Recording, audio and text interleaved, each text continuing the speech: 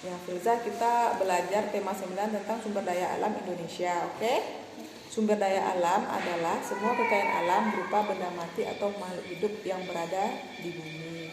Berdasarkan sifatnya, sumber daya alam digolongkan menjadi dua. Satu yang dapat diperbaharui, satu yang tidak dapat diperbaharui. Nah, yang dimaksud dengan sumber daya alam yang dapat diperbaharui itu ialah kekayaan alam yang dapat dimanfaatkan terus-menerus karena dapat tersedia kembali. Contohnya hutan, hewan, air. Kalau yang tidak dapat diperbaharui itu sumber daya alam yang habis. Contohnya bahan tambang. Jadi bahan tambang itu terbagi lagi. Ingat ya. Jadi ini sumber daya alam itu terbagi dua. Satu yang dapat diperbaharui, satu yang tidak dapat diperbaharui. Oke. Yang tidak dapat diperbarui terbagi lagi atas tiga. Satu, bahan tambang mineral. Ini ada di buku tema, kakak bisa baca. Sudah tuh bahan tambang mineral bukan logam. Satu mineral logam, satu mineral bukan logam, dan bahan tambang sumber tenaga atau energi. Contohnya ada di sini. Oke. Contoh yang energi ini ada minyak bumi, gas alam, batu bara. Di tema ada, kakak bisa baca semuanya. Terus ada yang tidak kakak mengerti atau belum? Mau tanya sedikit, Bung. Yang murni itu maksudnya kayak mana? Logam murni itu sepertinya emas, logam mulia, logam murni. Dan campuran itu contohnya inilah biji besi, nikel, tembaga, timah, biji boksit, dan ada nih. Logam murni itu emas dan logam campuran. Sudah itu kita coba jawab pertanyaan ini. Sekarang kita coba.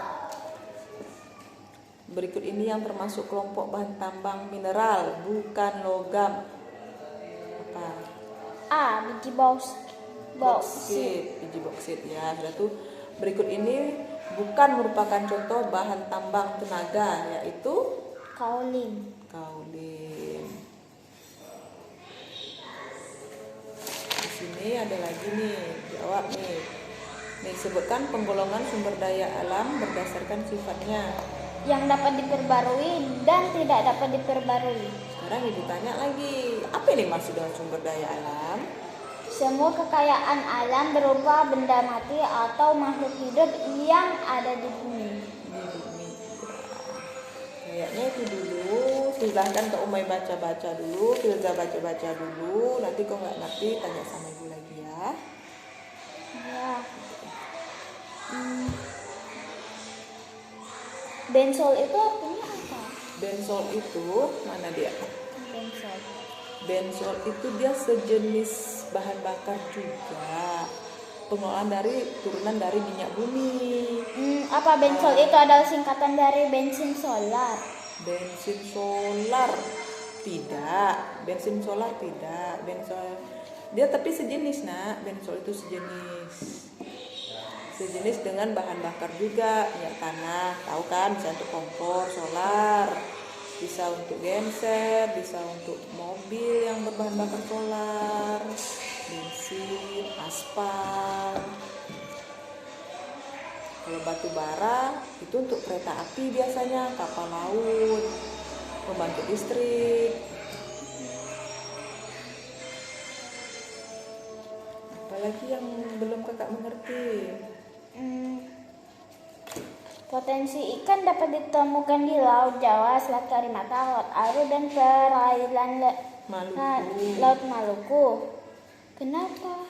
Ya, karena rata-rata mereka yang banyaknya di sana. Nah, kalau di Sumatera itu kebanyakannya itu perkebunan sawit. Sudah tuh minyak bumi. Nah, minyak bumi itu di Sumatera banyak juga.